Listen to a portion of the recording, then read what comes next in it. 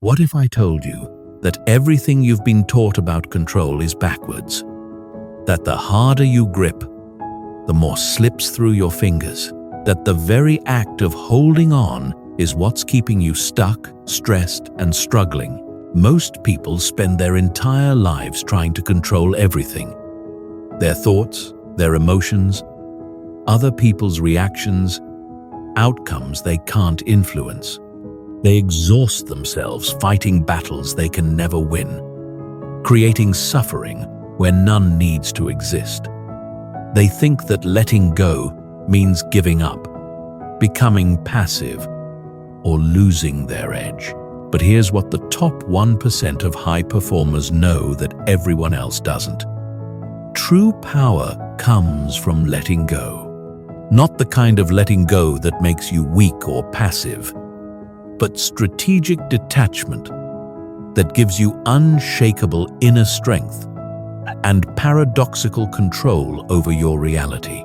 The most successful people in the world, from ancient philosophers to modern billionaires, have mastered this counterintuitive truth. They understand that when you stop trying to control everything, you gain control over the only thing that actually matters: yourself. When you release your death grip on outcomes, you free up massive mental energy to focus on what you can actually influence. When you let go of the need to be right, you become unstoppable in your pursuit of what works. This is not about becoming a passive doormat or giving up on your ambitions. This is about strategic psychological warfare against the forces that keep you trapped in cycles of stress, anxiety, and mental resistance. This is about mastering the art of non-attachment while remaining fiercely committed to your goals. By the end of this journey, you'll understand why letting go is the ultimate form of mental mastery, how to release the invisible chains that bind your mind, and how to operate from a state of flow that makes achievement feel effortless. You'll discover that true freedom isn't about controlling your external world. It's about liberating yourself from the internal prison of attachment, resistance, and the desperate need to make everything go your way. The question isn't whether you can afford to let go. The question is whether you can afford not to. Chapter 1. The Grip of Control. You wake up every morning with a mental to-do list that goes far beyond your actual tasks. Control the traffic so you're not late. Control your boss's mood during the meeting. Control how your presentation is received. Control your partner's reaction to something you said yesterday. Control the outcome of that important email you sent. Control, control, control. But here's the brutal truth. You're not actually controlling any of these things. You're just creating an elaborate illusion of control while slowly driving yourself insane. Every moment you spend trying to manage the unmanageable is a moment stolen from your actual power, your real influence, your true potential. The modern world has sold you a lie. It's convinced you that successful people are those who have everything under control, who never show weakness, who can predict and manage every variable in their environment. But this is the mindset of someone who fundamentally misunderstands how power actually works. Real control is internal, not external. It's about governing your responses, not dictating circumstances. It's about mastering your mind, not micromanaging your world. The person who tries to control everything controls nothing. The person who controls their inner state controls everything that matters. Think about the last time you were truly stressed, anxious, or frustrated. I guarantee it wasn't because of what was happening to you. It was because of the gap between what was happening and what you thought should be happening. It was because reality refused to conform to your expectations, your demands, your need for things to go a certain way. This gap between expectation and reality is where all psychological suffering lives. And the wider you try to make your circle of control, the more suffering you create for yourself. Every person you try to change who won't change. Every outcome you try to force that won't be forced. Every situation you try to micromanage that spirals beyond your influence. You've been taught that caring means controlling, that if you really want something, you should grip it tightly. Think about it constantly. Worry about all the ways it could go wrong, and exhaust yourself trying to manage every detail. But this approach doesn't just fail to give you what you want. It actively repels it. The universe responds to energy, not effort. And the energy of desperate control is repulsive. It's the energy of fear, of scarcity, of someone who doesn't trust the process or believe in their own ability to handle whatever comes. It's the energy of someone who thinks they're so powerless that they must control everything external to feel safe. But what if there was another way? What if the very thing you're afraid to do, let go, is exactly what would give you everything you've been struggling to achieve through force?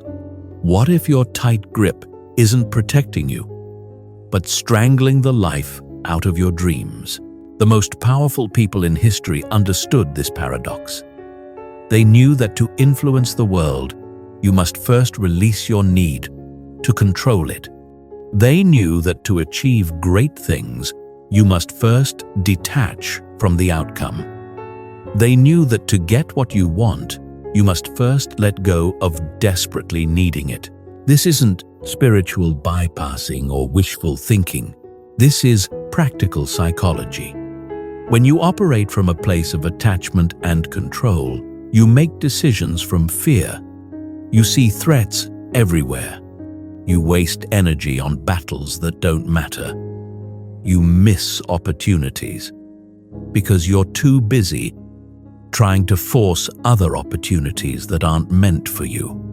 But when you operate from detachment, you make decisions from clarity. You see possibilities where others see problems. You invest your energy only where it can create real impact. You flow with opportunities instead of fighting against the current. The first step to reclaiming your power is recognizing how much energy you're currently wasting on the illusion of control. Every minute you spend trying to manage someone else's emotions is a minute not spent mastering your own. Every hour you spend worrying about outcomes you can't influence is an hour not spent taking actions you can control. Every day you spend fighting reality is a day not spent creating the reality you actually want. Your obsession with control isn't making you powerful. It's making you powerless. It's turning you into a reactive victim of circumstances instead of a proactive creator of your experience. It's keeping you trapped in a mental prison where you're constantly at war with the world instead of in flow with it. The cage door has been open this entire time. You've just been too busy trying to control the lock to notice. Chapter 2. The illusion of security.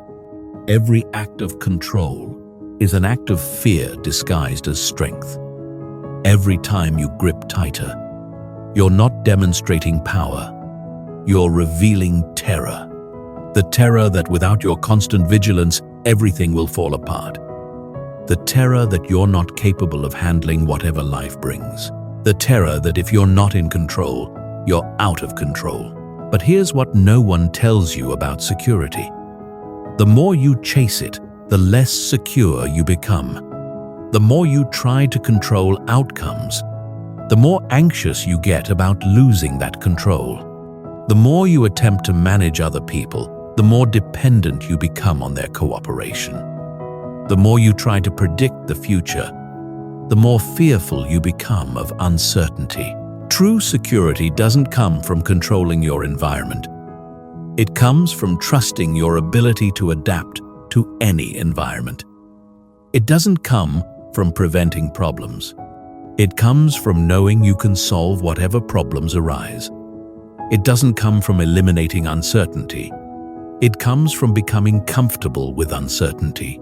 The people who appear most secure in the world aren't those who have eliminated all risk from their lives. They're those who have developed such strong internal resources that external circumstances can't shake them.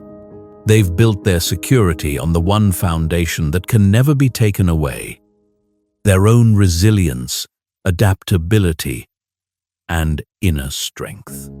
But most people build their security on sand. They think if they can just get enough money, they'll feel secure.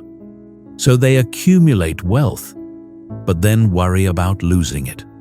They think if they can just find the right relationship, they'll feel secure. So they find someone, but then become possessive and controlling, driving away the very person they're trying to hold on to.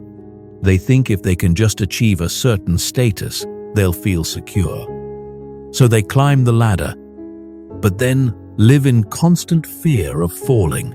This external security is always temporary, always fragile, always dependent on factors beyond your ultimate control. The economy can crash, relationships can end, health can fail, status can be lost. When your sense of security depends on external circumstances remaining stable, you're building your life on a foundation that's guaranteed to crumble. The irony is that this false security actually makes you more vulnerable, not less. When you need everything to go your way to feel okay, you become a slave to circumstances. When you require other people to behave in certain ways for you to be happy, you give them all your power. When you can only function when you're in control, you become dysfunctional the moment you're not. Real security is internal. It's the unshakable knowledge that whatever happens, you'll figure it out. It's the deep confidence that comes from having survived difficulties before and knowing you can survive them again. It's the inner peace that comes from accepting that uncertainty is the only certainty, and that's perfectly fine. This kind of security can't be taken from you, because it doesn't depend on anything external remaining the same. It grows stronger through challenges rather than weaker. It thrives in uncertainty rather than withering. It finds opportunity in chaos rather than just threat. But to develop this real security, you have to give up the false security of control. You have to stop trying to make the world predictable and start making yourself adaptable. You have to stop trying to eliminate risk and start building your capacity to handle risk. You have to stop demanding guarantees and start trusting your ability to navigate whatever comes. This is terrifying for most people because it means giving up the comforting illusion that you can make life safe. It means acknowledging that you're not actually in control of most of what happens to you. It means accepting that despite your best efforts, things will sometimes go wrong. People will sometimes disappoint you, and life will sometimes be unfair. But here's the liberation in this acceptance. Once you stop expecting life to be fair, controllable, and predictable, you stop being devastated when it's not. Once you accept uncertainty as natural rather than threatening, you stop wasting energy fighting against it. Once you realize that your worth isn't dependent on external outcomes, you stop needing to control those outcomes to feel valuable. The security you're seeking through control is a mirage. The more you chase it, the further it retreats. But the security that comes from inner strength, from adaptability, from trust in your own resilience, that's real. And it's available to you right now. You just have to stop looking for it in all the wrong places. The strongest people in the world aren't those who never face adversity. They're those who've learned to dance with adversity. They've discovered that true security isn't about avoiding the storm. It's about learning to find peace within it. Chapter 3. The Weight of Attachment. Imagine carrying a backpack filled with rocks. Every attachment you have to outcomes, to people behaving certain ways, to things going according to your plan, is another rock in that pack. The more attached you become, the heavier the load. The heavier the load, the slower you move. The slower you move, the less capable you are of adapting, responding, and thriving. Most people don't realize they're carrying this weight because they've been adding rocks one by one for so long that the burden feels normal. They think the exhaustion they feel at the end of each day is just part of life. They think the constant background stress is just how things are.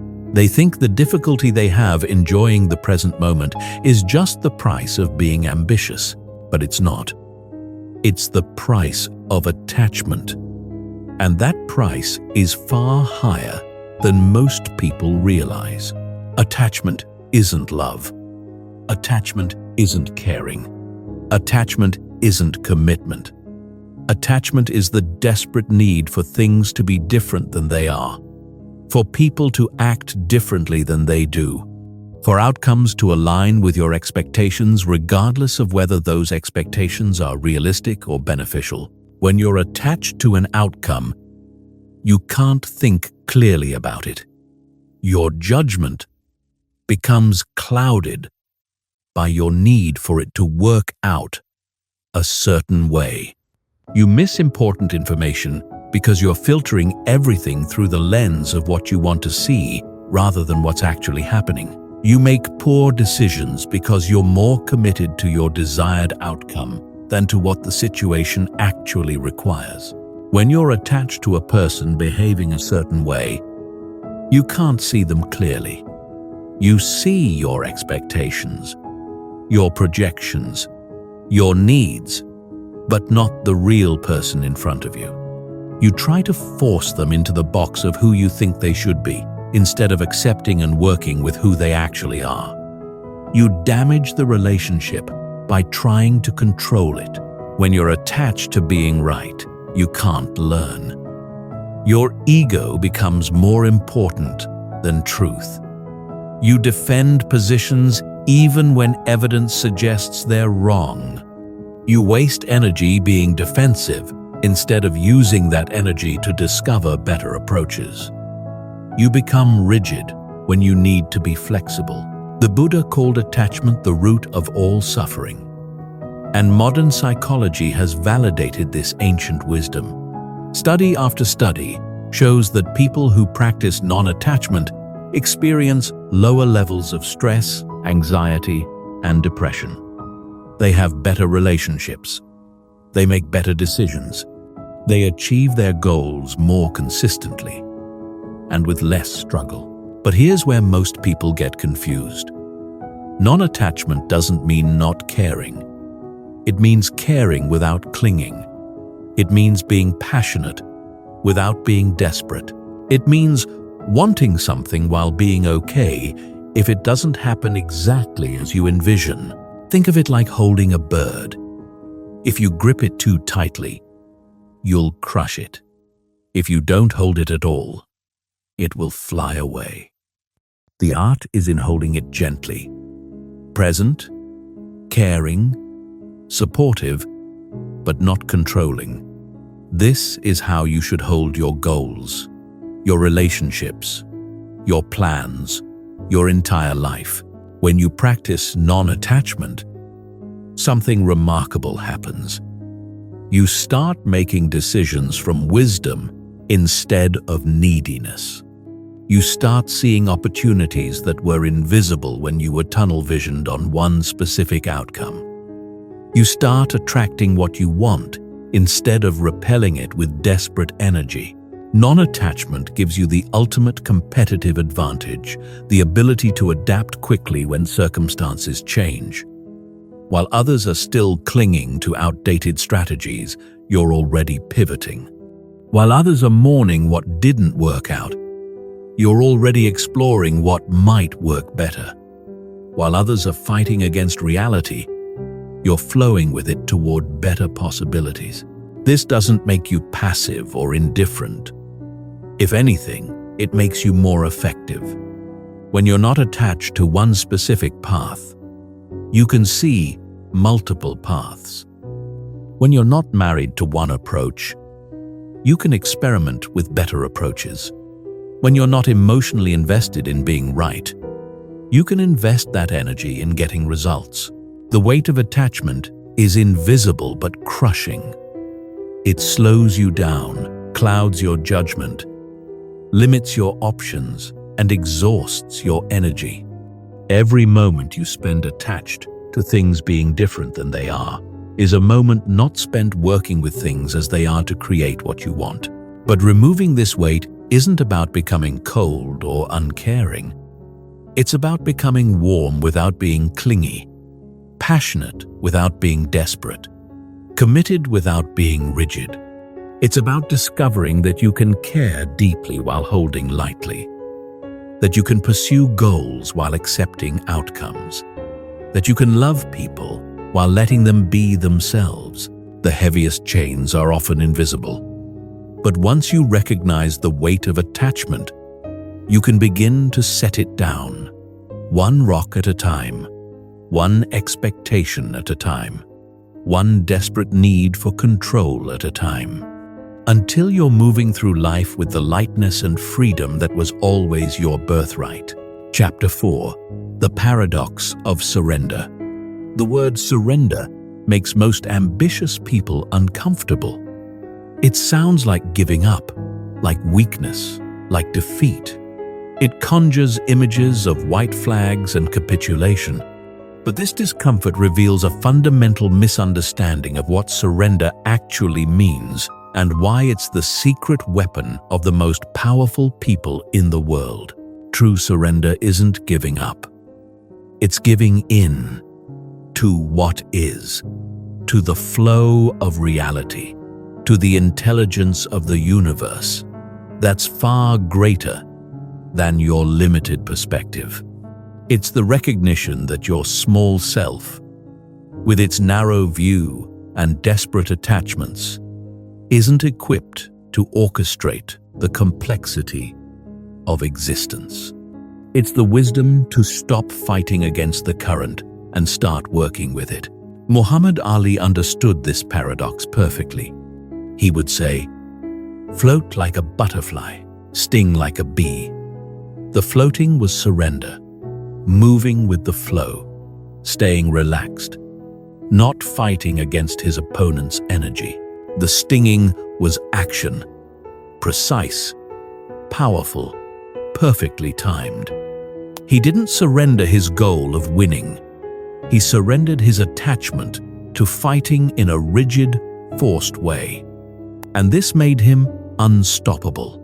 The greatest entrepreneurs understand this too. They surrender their attachment to their original business plan when market feedback suggests a better direction. They don't surrender their vision of success, but they surrender their stubborn insistence on one path to that success. This flexibility, this willingness to surrender control while maintaining direction, is what allows them to build empires while others build elaborate failures. Strategic surrender is perhaps the most misunderstood concept in personal development. People think it means becoming passive, but actually, it requires tremendous activity. People think it means having no goals, but actually, it allows you to pursue goals more effectively. People think it means not caring about outcomes, but actually, it means caring more about results than about being right. When you surrender, you don't give up your power. You stop wasting your power on battles you can't win, so you can focus it on battles you can. You don't become weak. You become strong enough to bend without breaking. You don't lose control. You gain control over the one thing that actually matters: your response to whatever happens. This is the paradox that confuses most people. Surrender gives you more control, not less. When you stop trying to control everything external, you gain complete control over everything internal. When you stop demanding that the world conform to your expectations, you gain the power to respond to the world as it actually is. When you stop fighting against reality, you gain the energy to shape the parts of reality that are actually malleable. But surrender requires courage, not cowardice. It takes tremendous strength to let go when every instinct is telling you to hold on tighter. It takes enormous faith to trust the process when you can't see the whole picture. It takes incredible wisdom to distinguish between what you can control and what you can't, and to pour your energy only into the former. The mind resists surrender because it's been trained to equate control with safety. It thinks that if you're not constantly managing, monitoring, and manipulating, everything will fall apart. But this is like thinking that if you stop trying to control the weather, the sun will stop rising. The universe operated quite well before you arrived, and it will continue operating according to laws and principles far more sophisticated than your personal preferences. What you resist persists. What you fight against grows stronger. What you try to control through force becomes more uncontrollable. But what you surrender to has no power over you because you're no longer giving it power through your resistance. When you stop pushing against a door marked pull, it opens effortlessly. This doesn't mean becoming passive or fatalistic. It means becoming responsive rather than reactive. It means moving from a place of wisdom rather than panic. It means acting from your highest self rather than your most fearful self. It means making decisions based on what will actually work rather than what you desperately want to work. The strongest trees are those that bend in the wind rather than trying to stand rigidly against it. The most powerful martial artists are those who use their opponent's force against them rather than meeting force with force. The most successful people are those who flow with circumstances while staying true to their deeper purposes. Surrender is not the opposite of action. It's the foundation of effective action.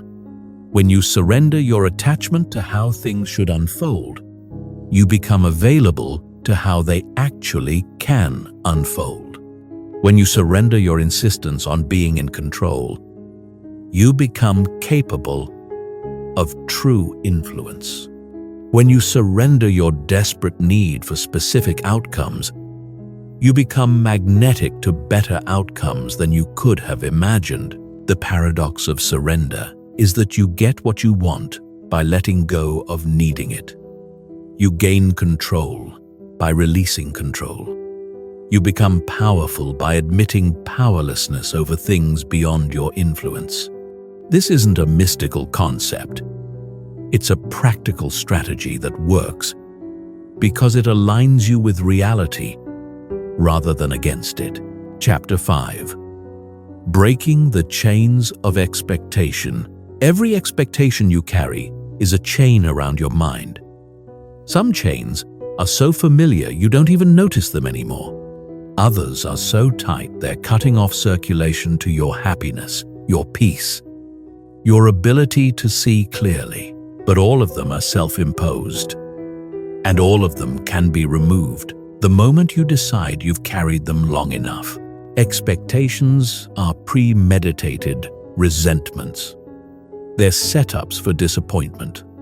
They're demands you place on reality without reality's consent. And they're one of the primary sources of human suffering. Not because bad things happen, but because things happen differently than you expected them to. Your expectations about how your day should go, how people should treat you, how hard things should be, how quickly you should progress, how others should respond to your efforts, how fair life should be, how much control you should have. Each expectation is a story you've written about how reality should unfold.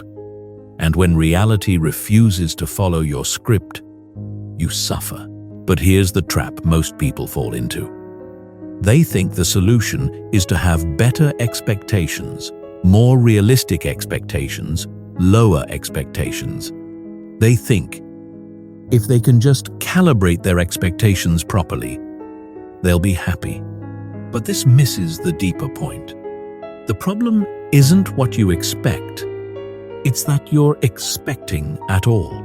Expectations are just thoughts about the future disguised as facts. They're your imagination pretending to be prediction. They're your preferences masquerading as requirements. And when you treat them as anything more than what they are, temporary mental constructs, you give them power over your peace of mind. The most liberated people in the world have learned to prefer without expecting. They can want something deeply while being completely okay if it doesn't happen. They can work toward goals without being attached to timelines. They can have standards without demanding that reality meet those standards on their schedule. This isn't about becoming pessimistic or not having goals. It's about holding those goals lightly rather than gripping them desperately. It's about being committed to the process rather than obsessed with specific outcomes. It's about wanting things to work out while being genuinely okay if they work out differently than you planned. When you release expectations, you don't lose motivation. You gain freedom. You're no longer trapped by arbitrary timelines you've imposed on yourself. You're no longer devastated when people don't read your mind and behave exactly as you hoped. You're no longer thrown off course when circumstances change or challenges arise. Instead, you become curious about what will actually happen, rather than stressed about what should happen. You become interested in reality as it unfolds, rather than frustrated with reality as it differs from your fantasy. You become available to opportunities you couldn't see when you were tunnel-visioned on one specific expectation. The person who expects nothing is disappointed by nothing and delighted by everything. They find joy in surprises because they weren't demanding that life be predictable. They find strength in challenges because they weren't expecting everything to be easy. They find wisdom in setbacks because they weren't demanding that everything go according to plan. But releasing expectations doesn't mean having no standards or accepting mediocrity. It means separating your standards for yourself from your demands on reality. You can maintain high standards for your own behavior, effort, and integrity, while releasing demands about how quickly things should progress, how people should respond, or how circumstances should unfold. The difference between a standard and an expectation is crucial. A standard is internal. It's about how you choose to show up regardless of external circumstances. An expectation is external. It's about how you demand the world shows up for you. Standards empower you because they're within your control. Expectations disempower you because they're about things beyond your control. You can have the standard of always doing your best work without the expectation that your best work will always be immediately recognized. You can have the standard of treating people with respect without the expectation that they'll always treat you the same way. You can have the standard of continuous improvement without the expectation that improvement will happen on your preferred timeline. Most people live their entire lives imprisoned by expectations they're not even aware they have. They expect their partner to be a mind reader, They expect their boss to appreciate them in exactly the way they want to be appreciated. They expect traffic to cooperate with their schedule. They expect technology to work perfectly. They expect their bodies to feel great every day. They expect other people to have the same values, priorities, and communication styles they have. These unconscious expectations create a constant state of low-level frustration because reality rarely cooperates with demands it never agreed to meet. But when you bring these expectations into consciousness, you can examine them. Are they reasonable? Are they helpful?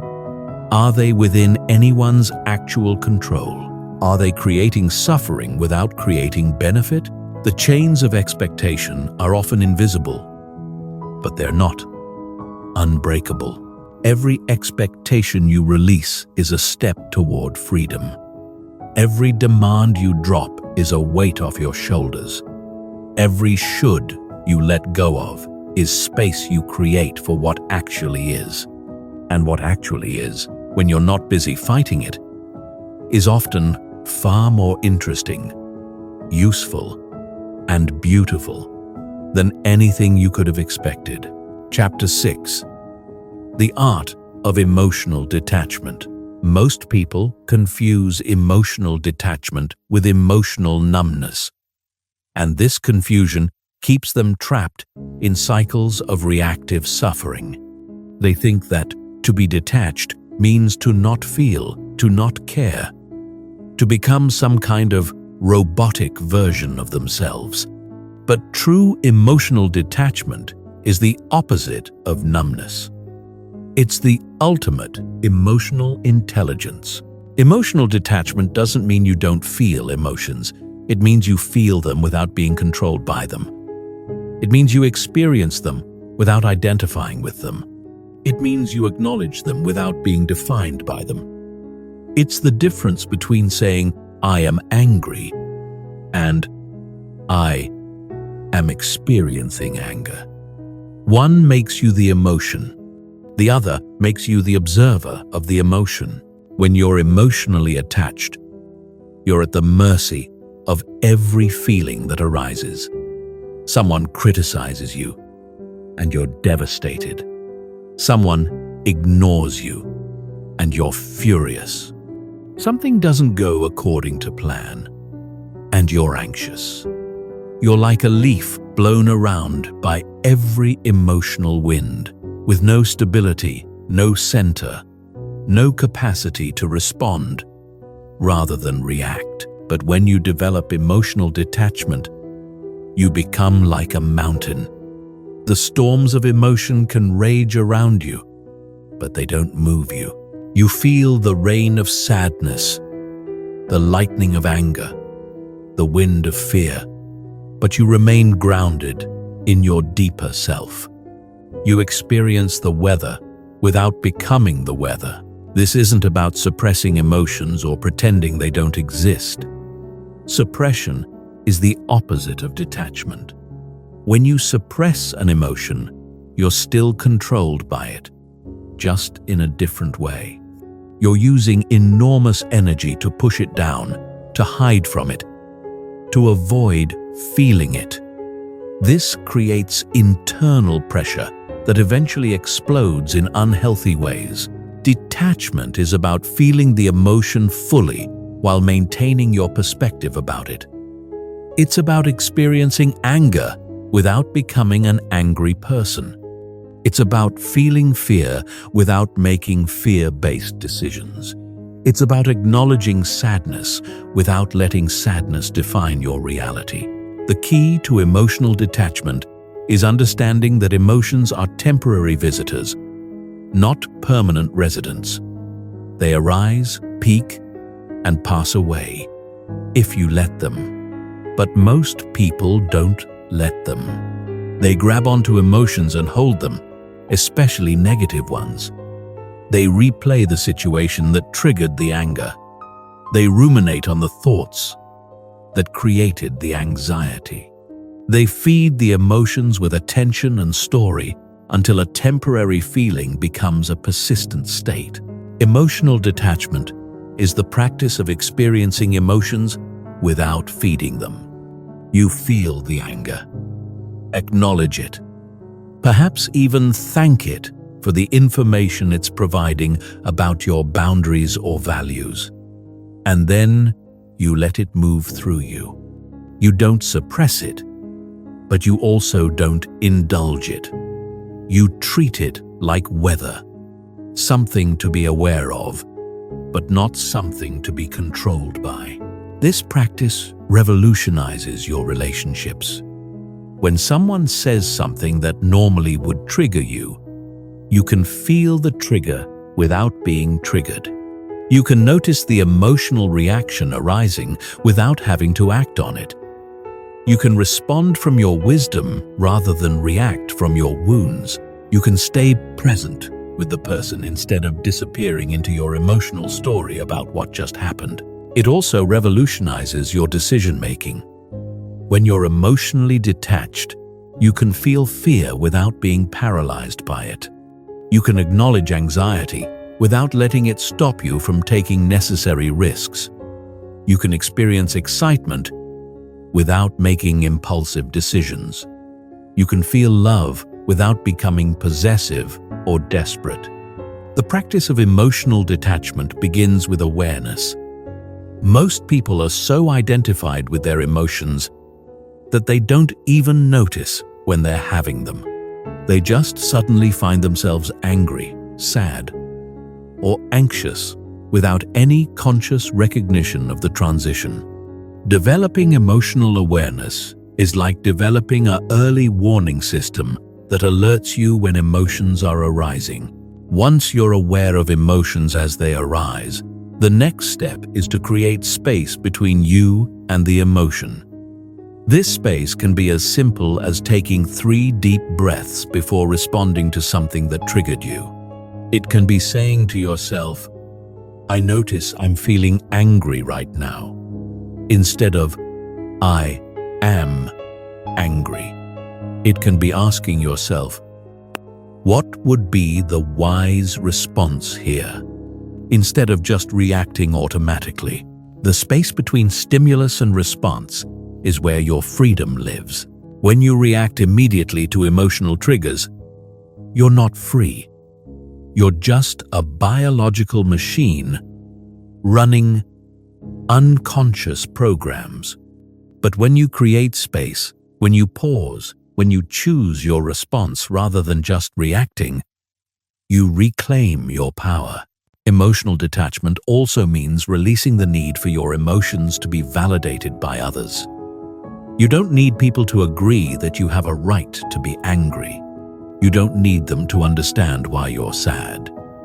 You don't need them to fix your anxiety. Your emotions are your responsibility, your experience, your information system. When you stop needing external validation for your internal experience, you become emotionally self-sufficient. This doesn't make you cold or uncaring.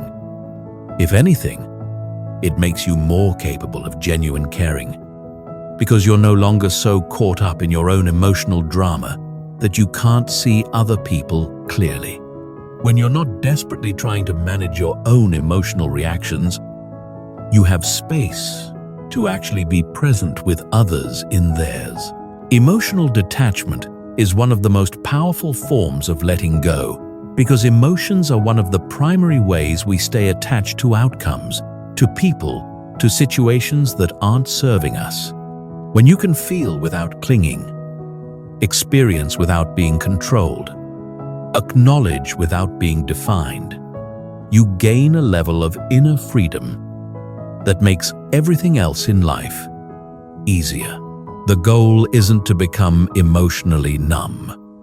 The goal is to become emotionally intelligent, to feel deeply while thinking clearly, to experience fully while remaining centered, to be human while staying wise, to care without being controlled by your caring.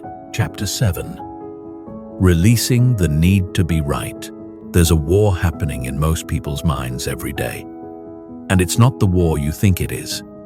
It's not the war between good and evil, or success and failure, or love and fear. It's the war between being right and being effective. And most people choose being right every single time, even when it destroys their relationships, limits their growth, and keeps them stuck in patterns that don't serve them. The need to be right is one of the most insidious forms of attachment because it disguises itself as virtue. It feels good to be right. It feels important. It feels like you're standing up for truth, for justice, for what matters. But underneath this noble facade is usually just ego. The desperate need to protect your self-image, to avoid the discomfort of being wrong, to maintain the illusion that you know more than you actually do. Being right becomes an addiction. Every time you prove someone else wrong, you get a hit of superiority. Every time you defend your position successfully, you feel a surge of validation. Every time you resist admitting you were mistaken, you maintain the comfortable illusion that you're smarter, better informed, more logical than the people around you. But like all addictions, this one comes with a devastating cost. The cost of needing to be right is that you stop learning. When you're more committed to defending your position than to discovering the truth, you become closed to new information. You filter out data that contradicts your beliefs. You dismiss perspectives that challenge your assumptions. You surround yourself with people who agree with you and avoid those who might expand your thinking. This creates what psychologists call confirmation bias, the tendency to seek out information that confirms what you already believe, while ignoring information that contradicts it. You're not actually thinking anymore. You're just collecting evidence to support predetermined conclusions. You're not growing.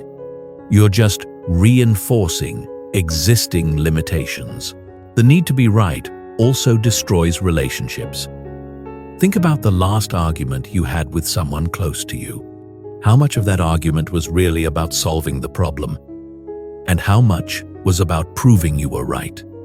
How much energy went into understanding their perspective, and how much went into defending your own? How much focus was on finding a solution that worked for both of you, and how much was on winning? When you're attached to being right, you can't really listen to other people. You're too busy formulating your rebuttal to actually hear what they're saying. You're too invested in your own perspective to genuinely consider theirs. You turn conversations into competitions and relationships into battlegrounds where someone has to lose for you to win. But here's what most people don't realize. You can be right and still be wrong. You can have all the facts on your side and still be approaching the situation in a way that doesn't work. You can win the argument and lose the relationship. You can prove your point and miss the point entirely. The most successful people in the world have learned to hold their opinions lightly. They have strong beliefs, but they're not attached to those beliefs. They're committed to what works, not to what they've always thought. They're interested in results, not in being right.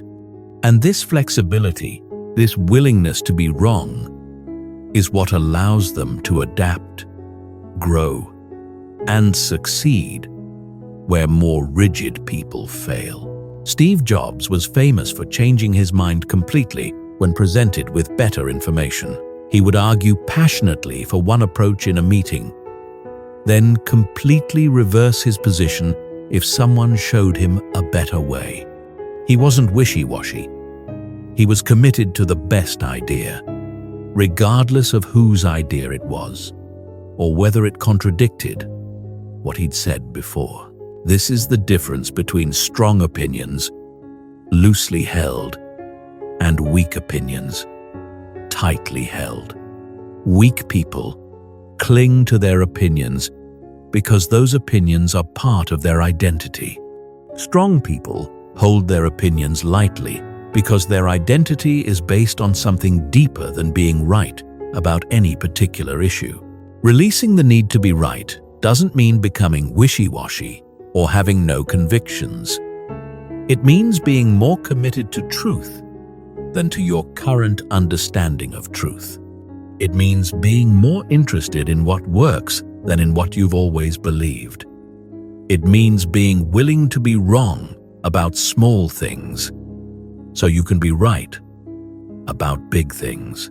The practice of releasing this need begins with curiosity. Instead of trying to prove your point, try to understand the other person's point. Instead of defending your position, explore whether there might be a better position. Instead of being the person who knows, be the person who learns. It also means developing comfort with the phrase, "I don't know." Most people are terrified of admitting ignorance because they think it makes them look weak or stupid. But actually, admitting what you don't know is a sign of wisdom and strength. It shows you're more committed to truth than to appearing smart. It opens up space for learning that doesn't exist when you're pretending to know everything. Another powerful practice is arguing the opposite side of your position. Take something you believe strongly and try to make the best possible case against it. This isn't about changing your mind. It's about understanding your mind. It's about seeing the limitations of your perspective and the validity in other perspectives. When you release the need to be right, you don't become wrong. You become curious. You don't lose your convictions. You deepen them by testing them against reality. You don't become weak. You become flexible.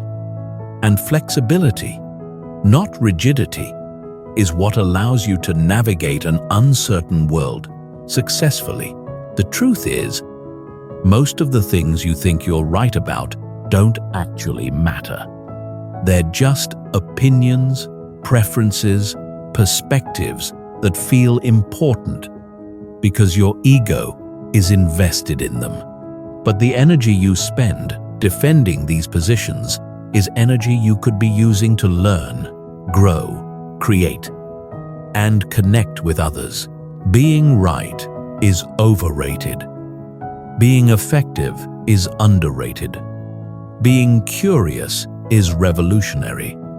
And being willing to be wrong is the foundation of being truly intelligent. Chapter 8. The freedom of non-resistance.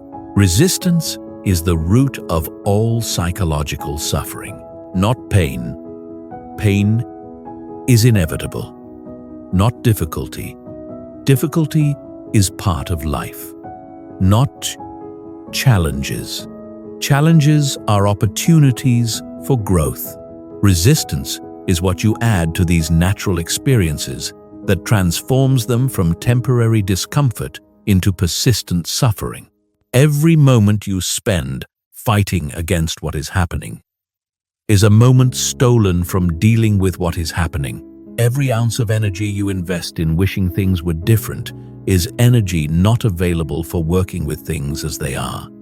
Every thought you think about how unfair, wrong, or terrible your current situation is keeps you trapped in that situation instead of moving beyond it.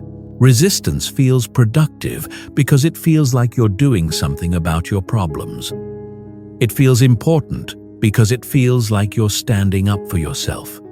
It feels necessary because accepting your situation feels like giving up. But resistance is not action. It's the opposite of action. It's mental and emotional paralysis disguised as righteous indignation.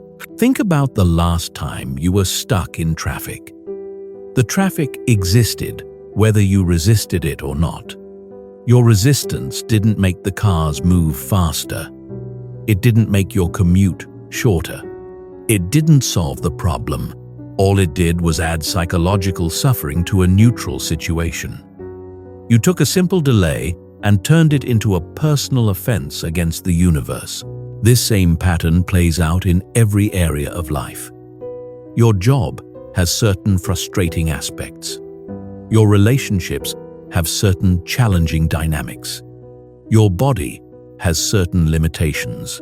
Your financial situation has certain constraints. These things exist as facts, as data points, as current reality. Resistance doesn't change these facts. It just makes experiencing them more painful. Non-resistance doesn't mean passive acceptance of everything. It doesn't mean never trying to improve your situation or change what isn't working. It means stopping the mental and emotional war against what is so you can clearly see what can be done about it. It means accepting current reality as the starting point for creating a different reality. When you stop resisting what is, you free up enormous amounts of mental and emotional energy. Energy that was tied up in internal conflict becomes available for external action. Clarity that was clouded by emotional reactivity becomes sharp and focused. Creativity that was blocked by rigid thinking becomes fluid and innovative. The practice of non-resistance begins with awareness of when you're resisting. Most people resist so automatically that they don't even notice they're doing it. They just live in a constant state of low-level frustration, stress, and dissatisfaction, without recognizing that this state is self-created through resistance. Notice when you're thinking thoughts like, "This shouldn't be happening. This isn't fair. This is wrong. Why me?" These thoughts are flags that indicate resistance. They're signs that you're fighting against reality rather than working with it. They're symptoms of the mental disease that creates suffering when none needs to exist. When you catch yourself in resistance, the first step is simply to acknowledge it. Say to yourself, "I notice I'm resisting what's happening right now." Don't judge the resistance or try to stop it immediately. Just observe it with curiosity. Notice how it feels in your body. Notice what thoughts are fueling it. Notice how it affects your ability to think clearly and act effectively. The next step is to practice the phrase, "What is, is." This isn't a philosophical statement about determinism or fate. It's a practical recognition that fighting against current reality is futile and counterproductive. Your car breaking down is what's happening. Your boss being difficult is what's happening. Your relationship having problems is what's happening. These things are true, whether you resist them or not. From this place of non-resistance, you can ask more useful questions. Instead of, "Why is this happening to me?" you can ask, "What can I learn from this?" Instead of, "This shouldn't be happening," you can ask, "How can I best respond to what is happening?" Instead of, "This is terrible," you can ask, "What opportunities might exist within this challenge?" Non-resistance doesn't make you passive. It makes you responsive.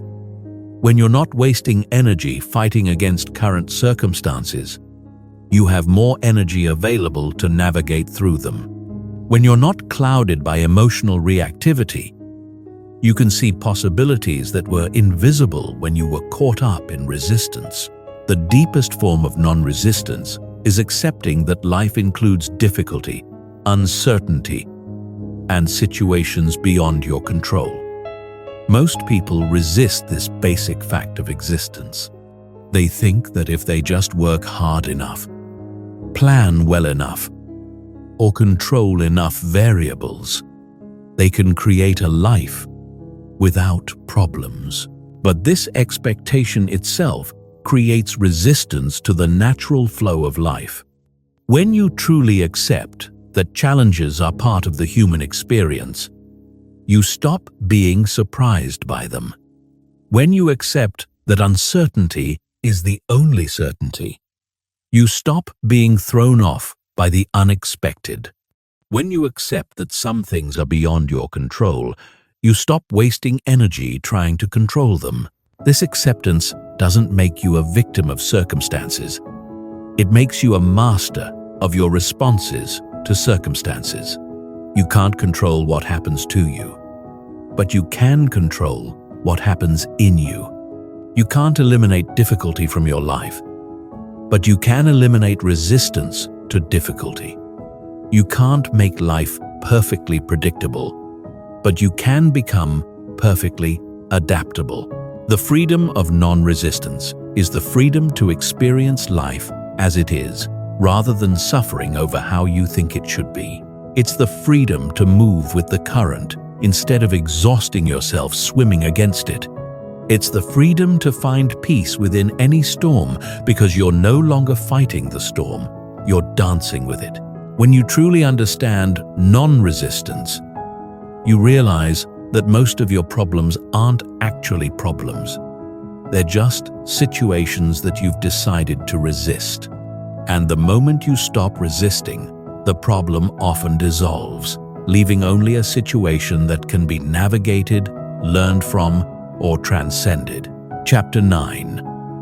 Mastering the Art of Flow. Flow is what happens when resistance disappears and you align with the natural rhythm of life. It's the state athletes call being in the zone, where performance becomes effortless and time seems to either slow down or speed up. It's what musicians experience when they're so absorbed in playing that the boundary between them and the music dissolves. It's what you feel when you're so engaged in an activity that self-consciousness vanishes and you become one with what you're doing. Most people experience flow accidentally and rarely. They remember moments when everything seemed to click, when they felt completely alive and engaged, when challenges felt exciting rather than overwhelming. But they don't understand how to access this state consistently because they don't understand what creates it or what blocks it. Flow is your natural state when you're not interfering with yourself. It's what emerges when you stop trying to control outcomes and start trusting the process. It's what happens when you release the internal resistance that creates friction and struggle. It's what flows naturally when you get out of your own way. The biggest obstacle to flow is self-consciousness, the part of your mind that's constantly monitoring, judging, and commenting on your performance. This internal critic creates a split between the doer and the observer, between the self that's engaged in the activity and the self that's watching and evaluating. This split creates friction, tension, and the kind of mental noise that blocks flow. When you're in flow, this split disappears. There's no separate self watching and judging. There's just pure engagement, total absorption, complete presence. You're not thinking about how you're doing. You're just doing. You're not worried about the outcome. You're completely focused on the process. You're not trying to perform. You're simply performing. This state is accessible to anyone in any activity, but it requires specific conditions. First, the challenge level must match your skill level. If the challenge is too easy, you become bored. If it's too difficult, you become anxious. Flow happens in the sweet spot, where the challenge stretches you just enough to require your full attention without overwhelming your capabilities.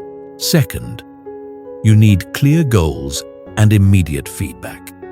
Flow requires knowing what you're trying to accomplish and being able to tell moment by moment whether you're succeeding. This doesn't mean the goals have to be externally imposed or that the feedback has to come from others.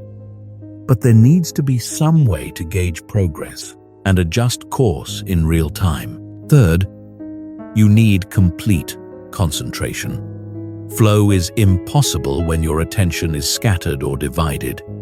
It requires bringing all of your focus to the present moment and the task at hand.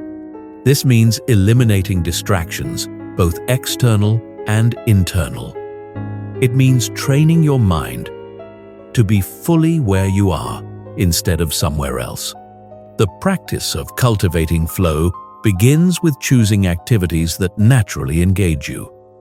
What kinds of tasks or challenges draw you in so completely that you lose track of time? What activities make you feel most alive and energized? What kinds of work feel more like play? These are clues to your personal flow triggers. Once you've identified potential flow activities, you can structure them to maximize the conditions for flow. Adjust the difficulty level to match your current abilities. Set clear, specific goals for each session. Create an environment that minimizes distractions. Develop rituals that help you transition into focused attention. But the deeper practice of flow is learning to bring this quality of engagement to ordinary activities. Flow isn't just for special moments or peak experiences. It's available in washing dishes, having conversations, writing emails, or any other activity when you bring your full presence to it. The key is shifting from performance mode to presence mode. In performance mode, you're focused on results, outcomes, how you're being perceived. In presence mode, you're focused on the experience itself, the process, the moment-by-moment unfolding of the activity. Performance mode creates pressure and self-consciousness. Presence mode creates flow. This shift requires letting go of the need to look good, to impress others, to prove yourself. It requires releasing attachment to specific outcomes and embracing the uncertainty of not knowing how things will turn out. It requires trusting that when you show up fully to the process, the results will take care of themselves. Flow also requires accepting that mistakes and setbacks are part of the process rather than threats to be avoided. When you're afraid of making mistakes, you hold back, you hesitate, you second-guess yourself. This creates the very tension and self-consciousness that blocks flow. But when you accept mistakes as information and learning opportunities, you can stay engaged and present even when things don't go as planned. The state of flow is inherently letting go. You let go of trying to control the experience and allow it to unfold naturally. You let go of judging your performance and simply perform. You let go of thinking about the future or the past and immerse yourself completely in the present. You let go of the small self that's worried about looking good and connect with the larger self that simply wants to express and create. When you master the art of flow, life becomes easier and more enjoyable. Work feels less like work. Challenges feel less like threats. Time feels more flexible. Energy feels more renewable. You realize that struggle and effort are often signs that you're fighting against the natural flow rather than moving with it. Flow is not a luxury or a special privilege. It's your birthright. It's the way you're designed to operate when you're not interfering with your own natural functioning. It's what emerges when you stop trying so hard and start trusting more. It's what happens when you release the grip of control and allow yourself to be carried by the current of life. Chapter 10. The Power of Present Moment Awareness. The present moment is the only place where life actually exists, yet most people spend almost no time there. They live in their thoughts about the past, replaying conversations, analyzing mistakes, reliving old hurts, or they live in their thoughts about the future, worrying about what might happen, planning for contingencies, trying to predict and control outcomes that may never occur. Meanwhile, the only moment where they actually have any power slips by unnoticed. This constant mental time travel isn't just a harmless distraction. It's the source of most psychological suffering.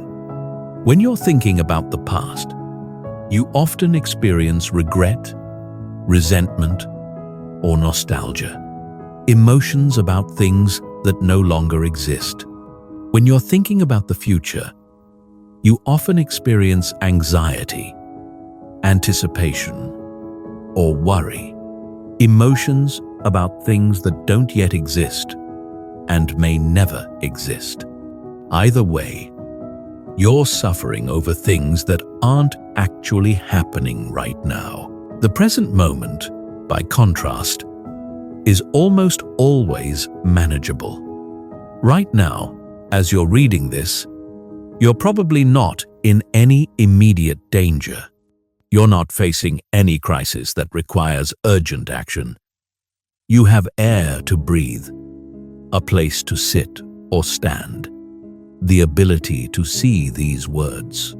The present moment, stripped of the stories your mind tells about it, is usually neutral or even pleasant. But your mind rarely lets you experience the present moment directly. It's constantly interpreting, analyzing, comparing, judging. It takes the simple experience of now and layers it with meaning, context, implications, and emotional reactions. It turns a moment of sitting quietly into a story about how you should be doing something more productive. It turns a conversation with a friend into an analysis of what they really meant and how you should have responded differently. Present moment awareness is the practice of experiencing life directly rather than through the filter of mental commentary. It's the ability to be here now without the constant narration, interpretation, and evaluation that usually accompanies experience. It's the skill of pure perception, of simply being with what is without, immediately needing to understand, categorize, or change it. This isn't about emptying your mind or stopping all thoughts. That's neither possible nor necessary. It's about changing your relationship to thoughts and mental activity. Instead of being consumed by thoughts, you become aware of them. Instead of believing every thought that arises, you observe them with curiosity and discernment. Instead of being lost in mental stories, you recognize them as mental activity rather than reality. The practice begins with simply noticing when you're not present. Most people are so habitually lost in thought that they don't even realize they've left the present moment. They're physically here but mentally somewhere else, running on autopilot while their minds churn through endless streams of internal dialogue. Start paying attention to where your mind goes. Notice when you're replaying yesterday's meeting instead of experiencing today's weather. Notice when you're worrying about next week's presentation instead of tasting your current meal. Notice when you're analyzing your relationship instead of enjoying your partner's presence. Simply becoming aware of mental time travel is the first step towards spending more time in the present. When you catch your mind wandering, don't judge it or try to force it back. Simply acknowledge where it went and gently return your attention to the present moment. You can anchor your awareness in physical sensations, the feeling of your feet on the ground, the rhythm of your breathing, the temperature of the air on your skin. These physical anchors are always available and always happening now. You can also use your senses as gateways to presence. What do you actually see right now? Not what you think about what you see, but the raw visual data. What do you hear without labeling or interpreting the sounds? What do you smell taste, or feel, without immediately creating a story about these sensations. Present moment awareness dissolves many forms of suffering because most suffering exists in the gap between what is and what you think should be. When you're fully present, there's no gap. There's just what is. There's no resistance, because resistance requires a story about why what's happening shouldn't be happening. There's no anxiety, because anxiety requires projecting current concerns into imaginary futures. This doesn't mean becoming passive or stopping all planning and reflection. Present moment awareness actually makes thinking more effective because you can choose when to think, rather than being at the mercy of compulsive mental activity. You can engage with thoughts about the past when that's useful and practical, then return to the present. You can plan for the future when planning is called for, then come back to now. The quality of your life is determined by the quality of your presence. When you're truly present, ordinary experiences become extraordinary. A simple conversation becomes deeply meaningful. A walk in nature becomes profoundly peaceful. Even mundane activities like washing dishes or folding laundry can become meditative and satisfying when you bring your full attention to them. Present moment awareness also enhances your effectiveness because you can only take action in the present. All the thinking about what you should have done differently or what you need to do later is just mental activity. Action happens now. Decisions happen now. Life happens now. When you're present, you're available to life. When you're lost in thought, you're missing it. The deepest letting go is letting go of the compulsive need to be somewhere other than where you are. Sometime other than now. Someone other than who you are in this moment. Present moment awareness is the practice of being fully here, fully now, fully yourself, without resistance or reservation. It's the foundation of all peace, all wisdom, all genuine happiness. When you master present moment awareness, you realize that you've been searching everywhere for what was available all along. The peace you seek, the fulfillment you crave, the aliveness you desire, it's all here now, waiting for you to arrive. Chapter 11. Transforming relationships through detachment. Every relationship in your life is shaped by your level of attachment and need for control. The tighter you grip, the more distance you create.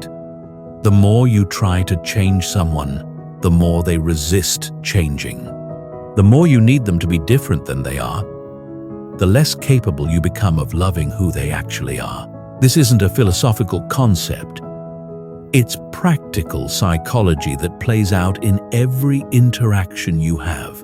Most people approach relationships with an unconscious agenda. They want their partner to make them feel secure, loved, and validated. They want their friends to always be available and supportive. They want their family members to approve of their choices and understand their perspective. They want their colleagues to appreciate their contributions and treat them with respect. These wants seem reasonable, even natural, but they transform relationships from connections into contracts. When you enter a relationship with an agenda, you're not really seeing the other person. You're seeing your needs, your expectations, your projections of what they should provide for you. You're relating to your idea of who they should be, rather than accepting who they actually are. This creates a fundamental dishonesty in the relationship because you're pretending to love them while actually trying to change them. The paradox of relationships is that the more you need someone to be different, the less likely they are to change in the direction you want. People can sense when they're being manipulated, controlled, or conditionally accepted, even when it's done with good intentions. This sensing creates resistance, defensiveness, and often rebellion against the very changes you're hoping to see. But when you practice detachment in relationships, something remarkable happens. You stop trying to get something from the other person and start simply enjoying who they are. You stop needing them to validate you and start validating yourself. You stop requiring them to make you happy and start taking responsibility for your own happiness. This shift transforms the entire dynamic. Detachment in relationships doesn't mean not caring. It means caring without clinging. It means loving without possessing. It means supporting without rescuing. It means being present without being needy. It means offering yourself fully while expecting nothing in return. This might sound like a recipe for being taken advantage of, but actually, it's the foundation of the most fulfilling relationships possible. When you're detached, you can love people for who they are rather than for what they do for you. You can appreciate their unique qualities instead of focusing on how they fall short of your expectations. You can support their growth without trying to direct it. You can enjoy their presence without desperately needing their attention. You can care about their well-being without taking responsibility for their choices. This shift requires releasing several common relationship patterns. First, you have to release the need to be right in every disagreement. Most relationship conflicts aren't really about the surface issue being discussed. They're about the underlying need to be seen, heard, understood, and validated. When you stop needing to win arguments and start seeking to understand perspectives, conflicts transform from battles into opportunities for deeper connection. Second, you have to release the need to fix or save the other person. Many people are attracted to relationships where they can play the role of rescuer, helper, or teacher. This feels good to the ego because it creates a sense of being needed and superior. But it also creates dependency and resentment. True love means trusting people to handle their own lives, learn their own lessons, and make their own mistakes. Third, you have to release the need for constant reassurance and validation. When your sense of worth depends on how others treat you, you become emotionally needy and exhausting to be around. You read into every word, analyze every gesture, and constantly seek proof that you're loved and accepted. This neediness pushes people away because it makes the relationship feel like work rather than joy. Fourth, you have to release the need to control how the relationship unfolds. You can't force intimacy, manufacture chemistry, or guarantee that someone will love you the way you want to be loved. Relationships have their own organic timing and development. Trying to accelerate or control this process usually backfires by creating pressure and artificial dynamics. Detached love is unconditional love, but not in the way most people understand that term. It doesn't mean accepting abuse or staying in harmful situations. It means loving without conditions about how the other person should behave, think, or feel. It means caring about their well-being without needing them to care about yours in exactly the same way. It means wanting them to be happy even if their happiness doesn't include you. This level of detachment requires tremendous inner security. You have to be so grounded in your own worth that you don't need external validation to feel valuable.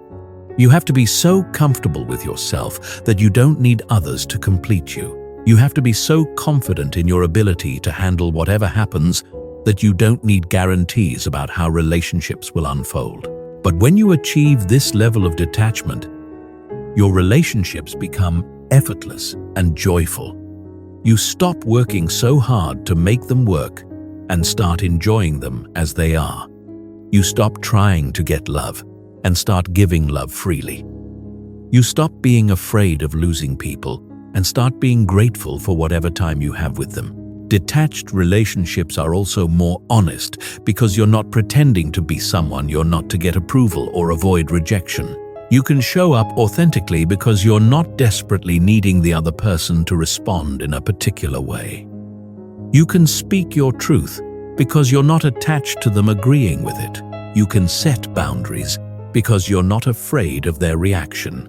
The people who love you when you're detached are the people who actually love you. The people who only stay around when you're giving them what they want or being who they want you to be aren't really in relationship with you. They're in relationship with what you provide or how you make them feel. Detachment helps you distinguish between genuine connection and transactional relationship. This doesn't happen overnight. Learning to love without attachment goes against most of your conditioning about what love means and how relationships should work. It requires consistent practice, ongoing self-awareness, and the willingness to feel the discomfort of not getting your needs met in the ways you expect. But the freedom that comes from detached relationships is extraordinary. You're no longer walking on eggshells, trying to manage other people's emotions, or constantly worrying about whether you're loved enough. You're no longer exhausted by the effort of trying to control how others feel about you. You're no longer devastated when people don't meet your expectations because you've stopped having expectations about how they should show up. Instead, you're free to love purely, give generously, and connect authentically. You're available to appreciate people for who they are, rather than disappointed by who they're not. You're able to enjoy relationships without needing them to be different than they are. You've discovered that the love you were seeking from others was always available from within yourself. Chapter 12. Letting go of past wounds and future fears. Your past is a story you tell yourself about events that have already happened. Your future is a story you tell yourself about events that haven't happened yet and may never happen. Both stories exist only in your mind, yet they have more power over your present experience than the actual reality occurring right now. This is the tragedy of human consciousness. Being so lost in mental time travel that you miss the only life you actually have. The past seems real because you have memories of it. But memories aren't recordings of what happened. They're reconstructions influenced by your current state of mind, your beliefs about yourself, and the meaning you've assigned to various experiences. Every time you remember something, you slightly alter the memory. Every time you tell the story of what happened to you, you reinforce a particular interpretation of events that may have little to do with what actually occurred. Most people carry wounds from their past, like treasured possessions. They've told the story of how they were hurt, betrayed, abandoned, or traumatized so many times that the story has become part of their identity. They know exactly who wronged them when it happened, and why it still affects them today. They've built a case for their suffering that's so compelling they can't imagine who they would be without it. But here's the uncomfortable truth. Holding on to past wounds doesn't protect you from future hurt. It doesn't make you stronger or wiser or more compassionate. It doesn't honor your experience or validate your pain. All it does is keep you trapped in a version of yourself that was created by circumstances that no longer exist, responding to threats that are no longer present, defending against attacks that ended long ago. Every moment you spend reliving past trauma is a moment you're not available to present opportunity. Every ounce of energy you invest in maintaining old resentments is energy not available for creating new experiences. Every thought you think about what someone did to you is a thought not focused on what you're doing for yourself. This doesn't mean denying that painful things happened or pretending that trauma doesn't have real effects. It means recognizing that what happened to you is not the same as who you are. It means understanding that your past experiences, no matter how significant, don't have to determine your future possibilities. It means choosing to be shaped by your wisdom rather than defined by your wounds. The process of letting go of past wounds begins with understanding the difference between remembering and reliving. Remembering is acknowledging that something happened without becoming emotionally re-engaged with it. Reliving is bringing the emotional charge of past events into the present moment as if they were happening now. Most people think they're just remembering, but they're actually reliving the same emotional experience over and over again. When you relive past trauma, you're not processing it or healing from it. You're reinforcing the neural pathways that created the trauma response in the first place.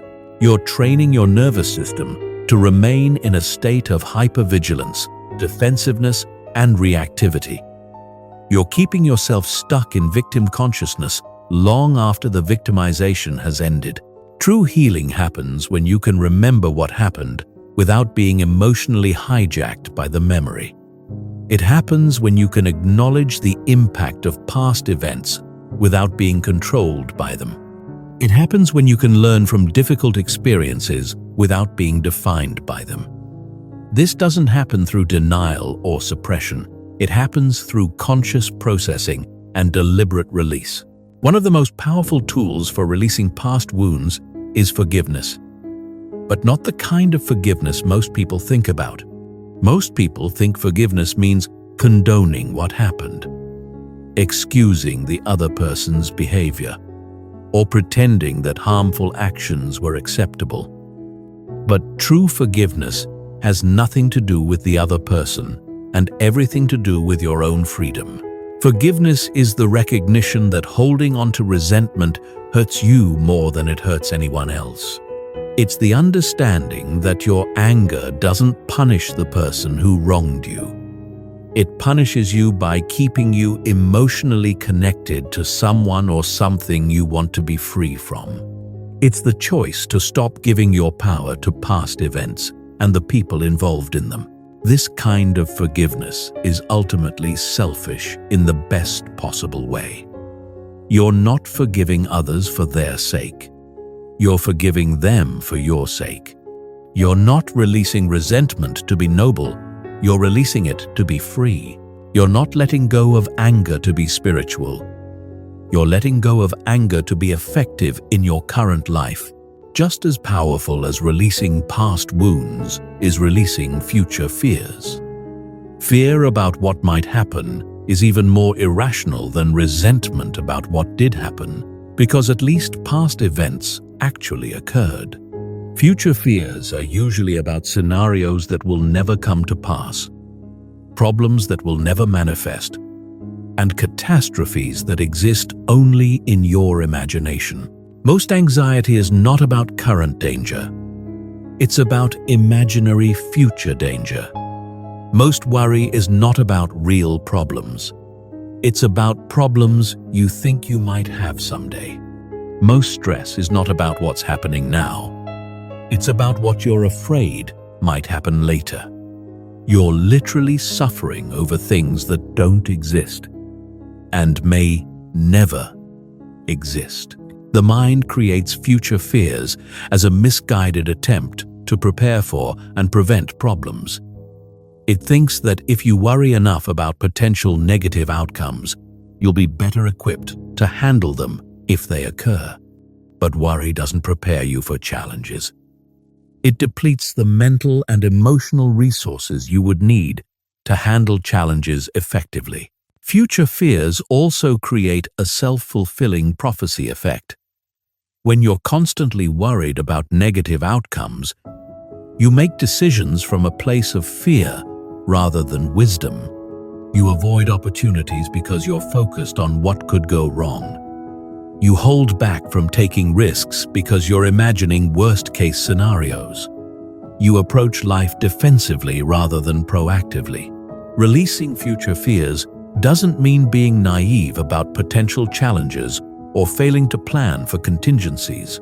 It means distinguishing between useful preparation and useless worry. Useful preparation involves taking concrete actions based on realistic assessments of potential challenges. Useless worry involves creating elaborate mental scenarios about unlikely disasters and then suffering over these imaginary problems. The practice of letting go of past wounds and future fears is really the practice of coming home to the present moment. The past exists as memory, which is fine. The future exists as possibility, which is also fine. But your life exists as present experience. And that's where your power lies. When you're not carrying the emotional weight of past wounds, you're lighter, more flexible, more responsive to current opportunities. When you're not burdened by anxiety about future fears, you're more creative, more decisive, more willing to take the risks that lead to growth and success. When you're focused on the present moment, you're actually living instead of just thinking about living. This requires daily practice because the mind's tendency to ruminate about the past and worry about the future is deeply ingrained. You have to consistently catch yourself when you drift into mental time travel and gently return your attention to what's happening now. You have to repeatedly choose present awareness over past regret and future anxiety. But every moment you spend fully present is a moment of freedom. Every wound you release creates space for wisdom. Every fear you let go creates room for possibility. You begin to realize that most of your suffering was optional, created by your attachment to stories about events that weren't actually happening in the present moment. The person you become when you're not weighed down by past wounds and future fears is lighter, more joyful, more effective, and more alive. You discover that underneath all the mental drama about what was and what might be, there's a deeper self that's perfectly fine right now. This self doesn't need the past to be different or the future to be guaranteed. This self is available to life as it's actually unfolding, moment by moment, breath by breath. Chapter 13. The Liberation of Non-Identification. Who you think you are is not who you actually are. The person you believe yourself to be, with all their history, limitations, preferences, and characteristics, is just a story, a collection of thoughts and memories that you've mistaken for your true identity. This misidentification is one of the most fundamental sources of human suffering and the greatest barrier to genuine freedom. Most people are completely identified with their thoughts, emotions, body, roles, and personal history. They think, I am angry, instead of anger is arising. They think, I am a failure, instead of I had an experience of failing at something. They think, I am old, instead of this body is aging. They think, I am my job, instead of I perform a certain function for income. This identification creates a rigid sense of self that's constantly threatened and needs constant defense. When you're identified with your thoughts, you have to defend your opinions as if they were parts of your body. When you're identified with your emotions, you become their victim rather than their observer. When you're identified with your roles, you lose touch with your essence underneath those roles. When you're identified with your past, you become trapped in outdated versions of yourself. This identification creates what psychologists call the ego, not in the Freudian sense, but in the spiritual and psychological sense of a false self that's constructed from mental concepts rather than grounded in authentic being. The ego is always under threat because it's built on thoughts and ideas that can be challenged, changed, or contradicted by reality. The ego needs constant validation because it's not actually real. It needs to be right because being wrong threatens its existence. It needs to be special because ordinariness suggests it's not important. It needs to be in control because uncertainty reveals its powerlessness. It needs to be permanent because change threatens its continuity. These needs create the endless seeking, striving, and struggling that characterize most people's lives. But underneath this constructed identity is your true self, the awareness that observes thoughts without being thoughts, the consciousness that experiences emotions without being emotions, the being that exists independently of any mental content or external circumstances. This true self is always present, always stable, always at peace because it's not dependent on anything that can be gained or lost. The practice of non-identification is learning to recognize yourself as the observer rather than the observed. You are not your thoughts. You are the awareness that notices thoughts arising and passing away. You are not your emotions. You are the space in which emotions appear and dissolve. You are not your body. You are the consciousness that inhabits the body. You are not your roles. You are the being that plays various roles. This shift in identification is perhaps the most radical and liberating realization possible.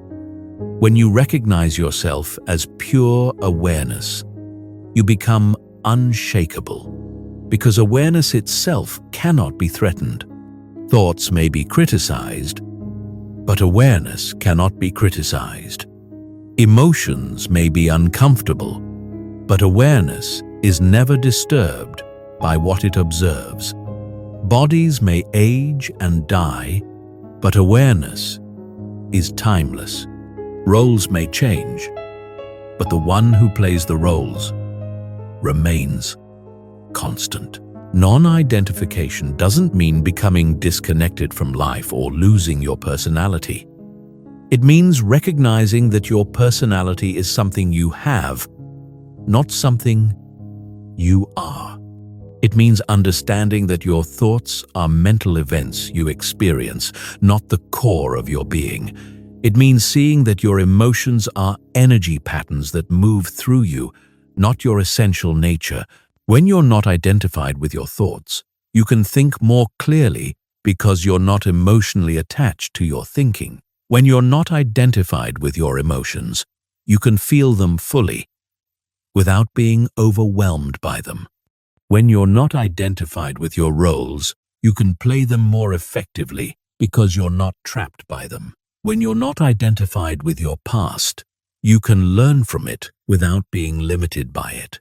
This liberation allows you to respond to life from your deepest wisdom rather than react from your conditioned patterns. You can make decisions based on what's actually needed in the situation rather than what your ego thinks it needs to maintain its image. You can love others without the desperate need to be loved in return. Because your sense of worth isn't dependent on external validation. The practice of non-identification begins with self-observation. Start noticing the difference between the thinker and the thoughts, the feeler and the feelings, the actor and the actions. Begin to recognize the awareness that's present during all experiences, but isn't itself an experience. This awareness is always here, always now, always perfectly fine, regardless of what's happening in your mental or emotional world. When strong emotions arise, practice saying, "Fear is present," instead of, "I am afraid." When thoughts become obsessive, Practice observing them like clouds passing through the sky rather than identifying with them. When you're playing a role at work or in relationships, remember that you're playing a role rather than being the role. This isn't about detaching from life or becoming cold and unfeeling. It's about engaging with life from a place of freedom rather than compulsion. It's about caring deeply while holding lightly. It's about being fully human while recognizing the divine awareness that makes all human experience possible. Non-identification also dissolves many forms of suffering that depend on a solid sense of self to maintain themselves. Depression often involves identifying completely with negative thoughts about yourself. Anxiety usually involves identifying with fearful thoughts about the future. Anger typically involves identifying with thoughts about how you've been wronged. When you recognize these as mental events rather than truth about who you are, their power to disturb you diminishes dramatically. Perhaps most importantly, non-identification reveals that what you've been seeking outside yourself has been present all along. The peace you've been chasing exists as your fundamental nature when you're not disturbed by mental content. The love you've been craving is the very nature of the awareness that you are. The freedom you've been pursuing is available the moment you stop identifying with what you are not. This recognition doesn't happen once and then remain permanent. The mind's habit of identification is strong and persistent. You'll find yourself getting caught up in thoughts, emotions, and roles repeatedly. But each time you recognize what's happening and return to identifying with awareness itself, you strengthen your capacity to remain free from the tyranny of false identification. The person who knows themselves as pure awareness lives with an unshakable peace that doesn't depend on external circumstances. They can play the game of life fully, without taking it so seriously that they lose their essential joy. They can care deeply about outcomes, while knowing that their deepest self is untouched by success or failure. They found the ultimate letting go, releasing identification with anything that can be gained or lost, and resting in what they've always been and will always be. Chapter 14. Creating from Emptiness. The greatest creations don't come from fullness. They come from emptiness. Not the emptiness of depression or meaninglessness, but the emptiness of unlimited potential, of infinite possibility, of pure creative space uncluttered by preconceptions and limitations. This is the emptiness that exists before the first brushstroke, before the first word, before the first note. It's the fertile void from which all genuine creativity emerges. Most people approach creativity from a place of fullness of ideas, plans, expectations, and intentions. They think they need to know exactly what they want to create before they begin creating. They believe they need a clear vision, a detailed plan, a guaranteed outcome. But this approach often produces forced, contrived, or derivative work because it's coming from the mind's attempt to control the creative process rather than from the source of true inspiration. Real creativity requires letting go of the need to know what you're creating before you create it. It requires surrendering your preconceptions about what should emerge and allowing what wants to emerge to reveal itself. It requires trusting the creative process more than your ideas about the creative process. It requires becoming empty enough that something genuinely new can come through you. This emptiness isn't passive or lazy.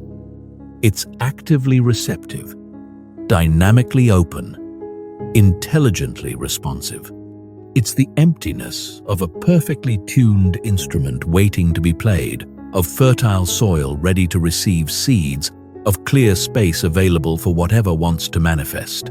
It's empty of your agenda but full of potential. When you create from emptiness, you're not trying to express yourself. You're allowing something to express itself through you. You're not imposing your will on the creative medium. You're collaborating with the intelligence that flows through all creative work. You're not manufacturing something from your personal storehouse of ideas. You're serving as a conduit for something larger than your individual consciousness. This requires enormous trust because you're letting go of the illusion that you're in control of the creative process. You're acknowledging that your best ideas don't come from thinking harder, but from thinking less. You're recognizing that your most profound insights don't come from analyzing more, but from analyzing less. You're admitting that your greatest breakthroughs don't come from forcing solutions, but from allowing solutions to arise. The fear of emptiness keeps most people from accessing their deepest creativity. They're afraid that if they let go of their ideas and plans, nothing will come. They're terrified that if they stop trying to be creative, creativity will abandon them. They're convinced that if they're not constantly generating and controlling, they'll be left with nothing to offer. But this fear is based on a fundamental misunderstanding of how creativity actually works. True creativity doesn't come from your personal mind trying to produce something new. It comes from your personal mind getting out of the way long enough for the universal creative intelligence to flow through you. Your job isn't to create, it's to remove the obstacles to creation. The primary obstacle to creation is the mind's tendency to judge, compare, and evaluate what's emerging before it's fully emerged. You start writing a sentence and immediately critique it. You begin a painting and instantly compare it to other paintings you've seen. You play a few notes and immediately judge whether they're good enough. This premature evaluation kills creativity in its infancy. Creating from emptiness means suspending judgment during the creative process. It means allowing whatever wants to emerge without immediately evaluating its worth. It means being curious about what's happening rather than critical of what's happening. It means trusting that the time for evaluation will come later, after the creative energy has been allowed to express itself fully. This approach revolutionizes not just artistic creativity, but every form of innovation and problem solving. When you approach business challenges from emptiness, you're open to solutions you never would have considered from your limited perspective. When you approach relationship difficulties from emptiness, you're available to insights that can't be forced through analysis. When you approach life decisions from emptiness, you're receptive to guidance that doesn't come from mental calculation. Creating from emptiness also means letting go of attachment to outcomes. When you're attached to creating something specific, you limit the creative process to your current understanding and imagination. But when you're open to whatever wants to be created, you make space for possibilities that exceed your current comprehension. You allow for the kind of breakthrough creativity that surprises even you. This doesn't mean being passive or uninvolved in the creative process. Emptiness is not blankness.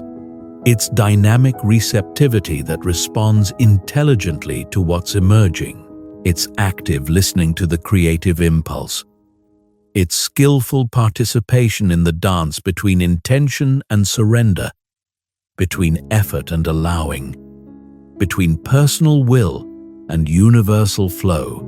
The practice of creating from emptiness begins with learning to be comfortable with not knowing. Most people are so uncomfortable with uncertainty that they fill every space with plans, ideas, and mental activity. But creativity requires leaving space for the unknown to enter. It requires being okay with not knowing what comes next.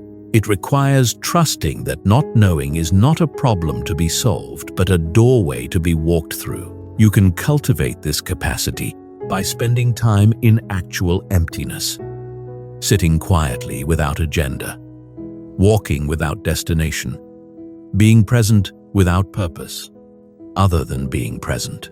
This trains your nervous system to be comfortable with open space, with unstructured time, with the fertile void that precedes all genuine creation.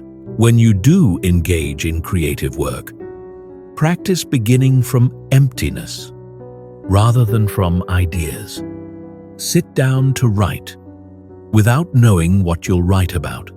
Pick up the paintbrush without knowing what you'll paint.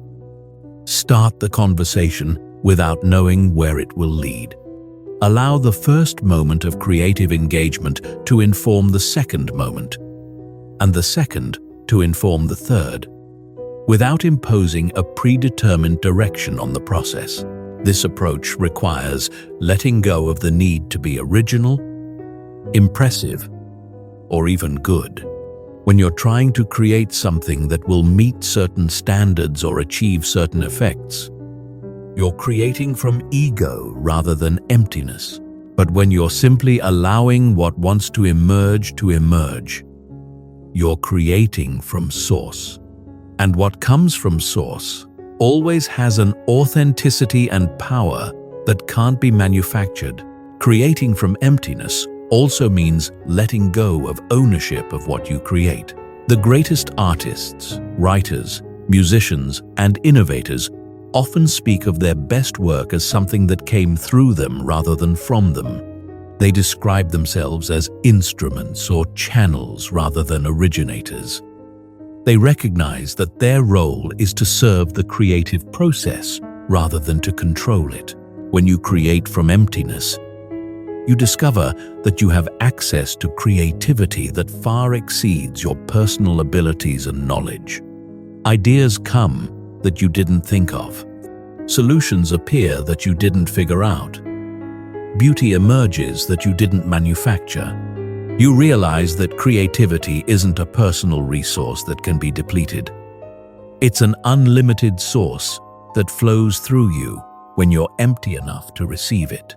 This understanding transforms your relationship to creative work from struggle to play, from effort to ease, from scarcity to abundance.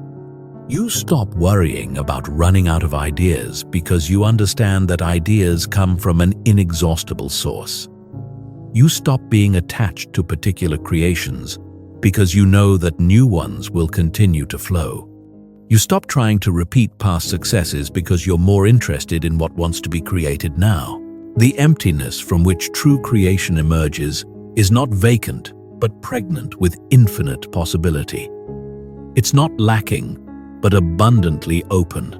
It's not weak, but powerfully receptive. When you learn to create from this emptiness, you become a co-creator with the intelligence that shapes universes, paints sunsets, and writes symphonies in the sound of rain. You discover that letting go of your small creative agenda makes space for a creativity that's larger, wiser, and more beautiful than anything you could have planned. Chapter 15.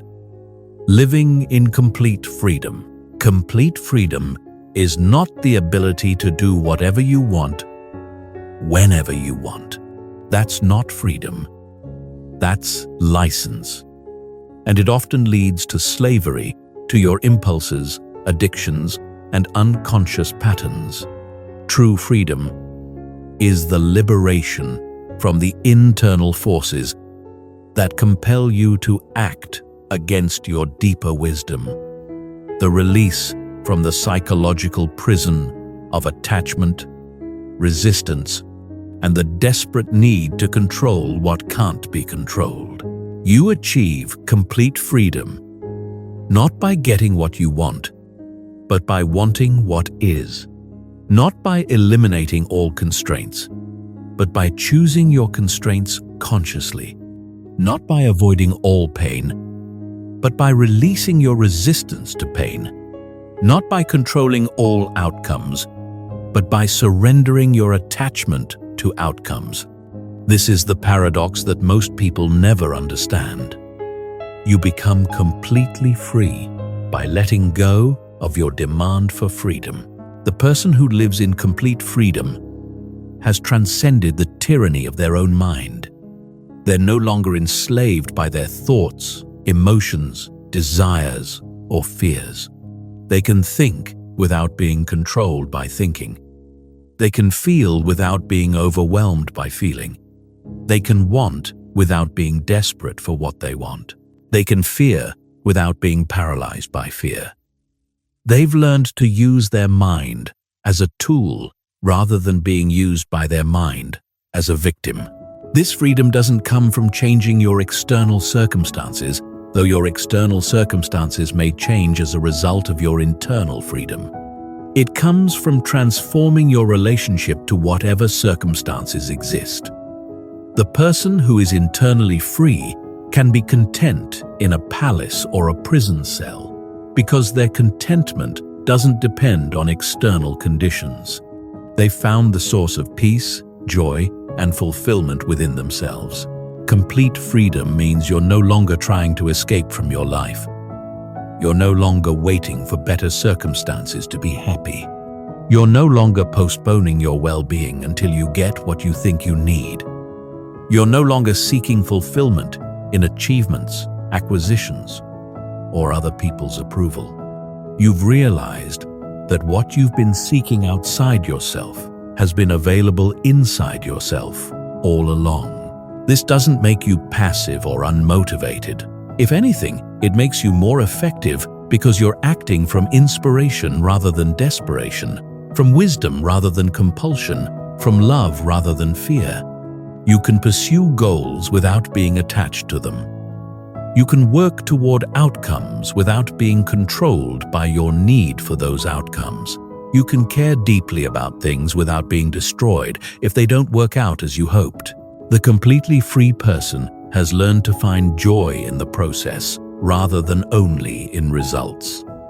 They can enjoy the journey regardless of the destination. They can appreciate what is while working toward what could be.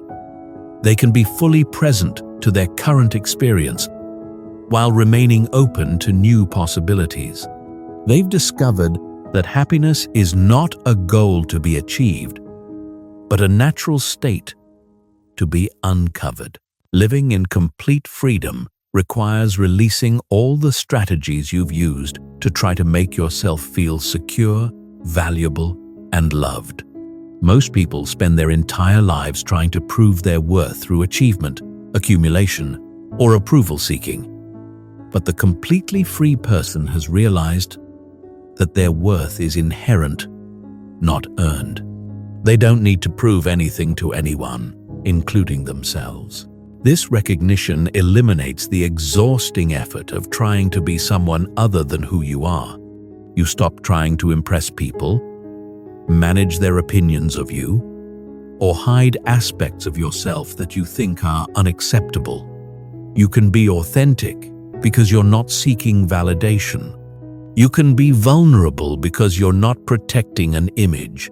You can be honest because you're not afraid of rejection. Complete freedom also means releasing the need to understand everything, control everything, or have everything work out according to your plans. You become comfortable with mystery, uncertainty, and the unknown. You trust that life is unfolding intelligently even when you can't see the larger pattern. You're willing to not know what comes next because you're confident in your ability to respond wisely to whatever does come next. The free person has made peace with impermanence.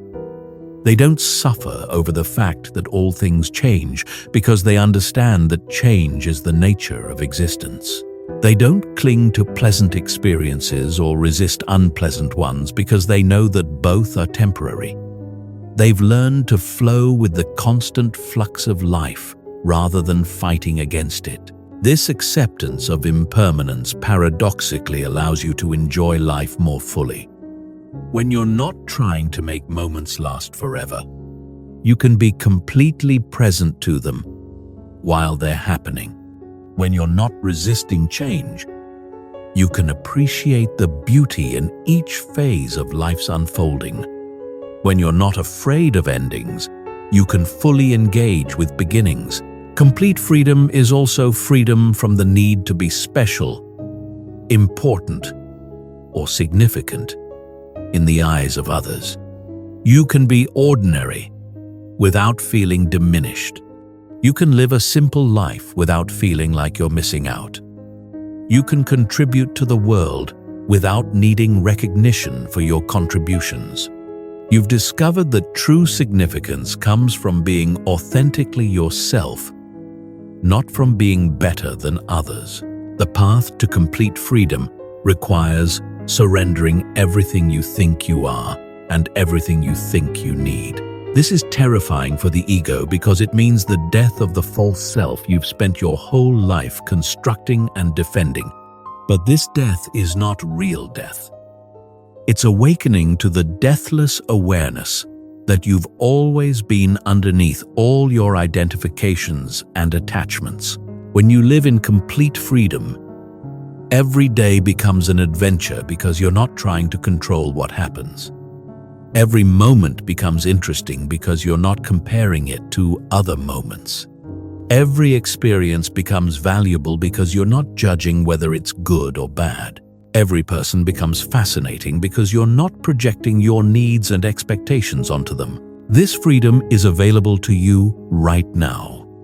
It doesn't require years of spiritual practice, extensive therapy, or dramatic life changes, though any of these might be helpful.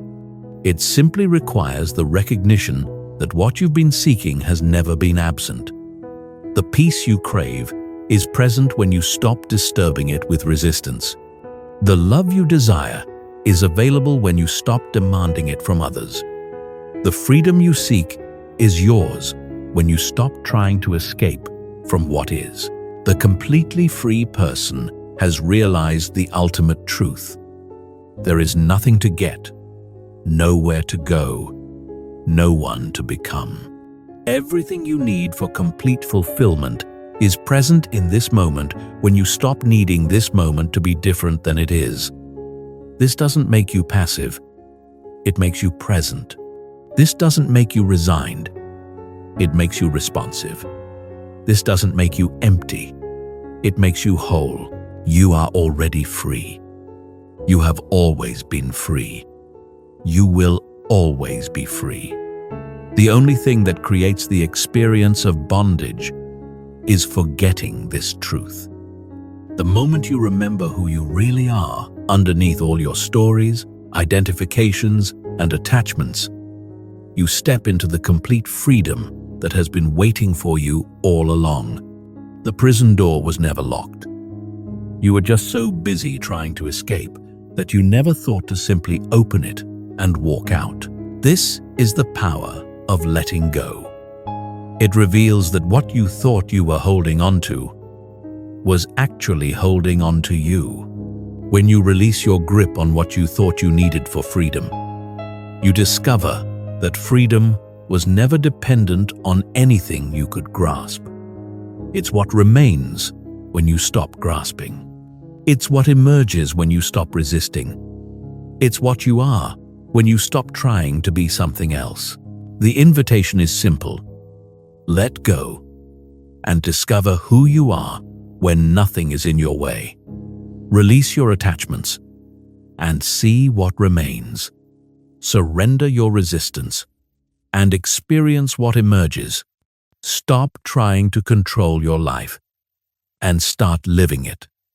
The complete freedom you seek is not waiting for you in some distant future. It's available in this very moment when you choose to stop postponing it. The power to let go is the power to be free, and that power is yours right now.